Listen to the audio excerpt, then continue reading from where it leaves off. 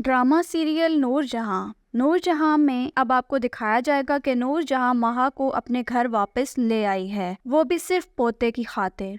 नूर जहां को इस बात का अंदाजा भी ना था कि वो शेर है तो महा सवा शेर। बहुत जल्द वो इस फैसले पर पछताएगी कि उन्होंने महा को लाने का फैसला क्यों किया।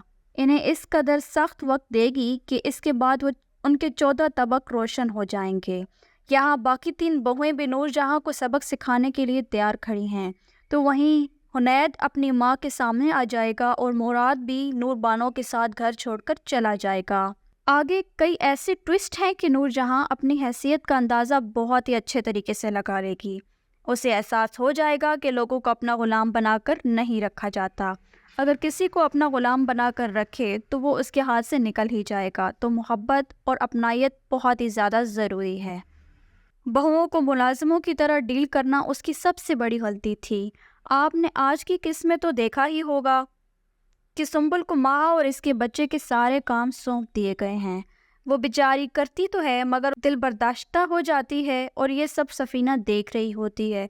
सफ़ीना साफ कह देती है कि अगर तुम इस सारे माहौल से जान छुड़वाना चाहती हो तो तुम्हें अम्मा के सामने खड़ा होना ही पड़ेगा। जब तक तुम ऐसा नहीं करोगी तो तुम्हारे साथ कुछ भी नहीं होगा। यहाँ नूर बानो आगे बढ़कर कहती है कि आप यहाँ से बाहर निकलना चाहती हैं तो मैं आपके लिए सब कुछ करूँगी।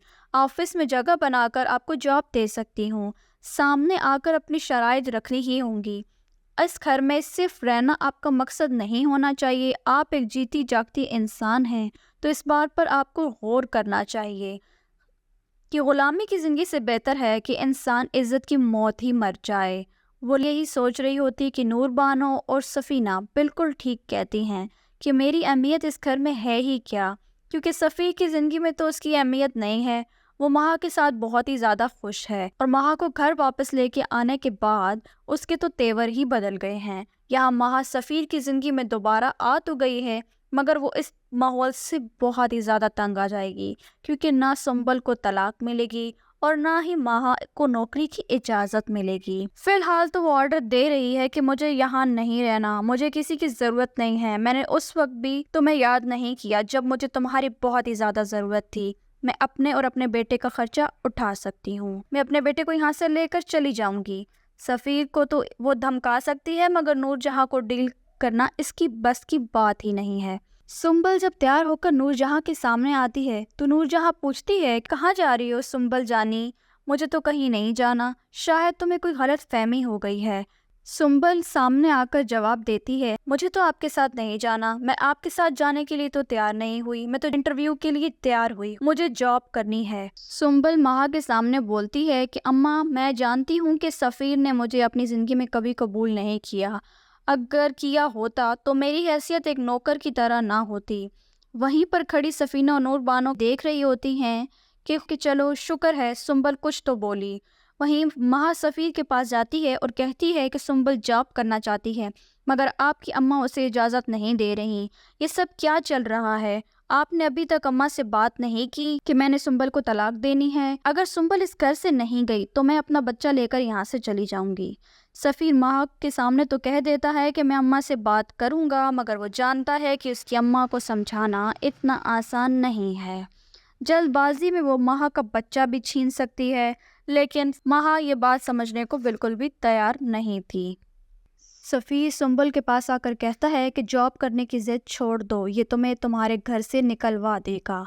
कि तुम जिसके कहने पर ये सब कुछ कर रही हो वो तुम्हारा घर बर्बाद करने पर तुली हुई हैं। पास आ जाओ वरना तुम इस घर में ज़्यादा दिन नहीं रुकने वाली।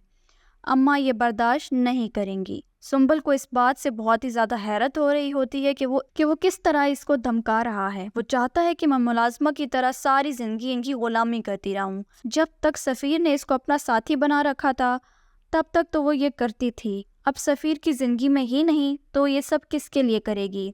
नूर जहाँ को इस बात का अंदाज़ा हो जाता है कि इन सब के पीछे नूर बानो है, तो वो नूर बानो को बुलाती है और कहती है कि तुम सुंबल को क्या समझाना चाहती हो? ऐसा ना हो कि वो इस घर से हाथ ही धो बैठे और जब दर दर की ठोकरें खाएगी तो अक्ल आ ही जाएगी, जब इसे बेघर होना पड़ेगा।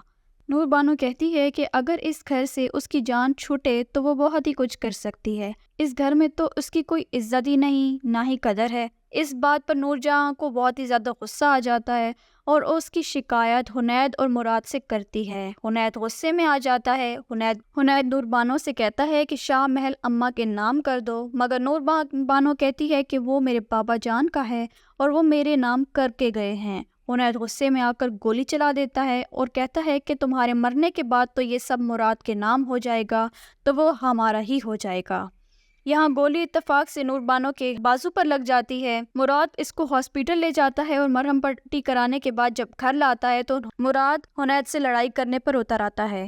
سفیر بیچارہ ان دونوں کے بیچ بچاؤ کرنے کی کوشش کرتا ہے، جو نہ لینے میں ہے اور نہ ہی دینے میں۔ مراد اماں سے کہتا ہے کہ میں تو نور بانو کو لے کے گھر سے جا رہا ہوں۔ نور بانو جاتے جاتے یہ بول جاتی ہے کہ یہ سب اس کا کیا دھرا ہے۔ نور بانو اور مراد کے جانے کے بعد نور جہاں بیٹے کے غم میں رو رہی ہوتی ہے کہ یہاں حنید کی بیٹی کی پیدائش ہو جاتی ہے تو اس کی بیٹی کو دھتکارا جاتا ہے۔ حنید سے یہ برداشت نہیں ہوتا کہ اس نے سارا کاروبار سنبھال رکھا ہے، اس کے باوجود بھی اس کی کوئی عزت نہیں، جبکہ سفیر نے تو اماں کو اتنے زیادہ دکھ دیے اور کوئی بات نہیں مانی، اتنی بےزتی بھی کروا دی، پر اماں اپنے پوتے کی وجہ سے اس کو اتنی عزت دے رہی ہیں۔ حنید نور جہان کو کہتا ہے کہ اگر میری بیٹی کی جگہ نہیں تو وہ بھی اس گھر میں نہیں رکے گا۔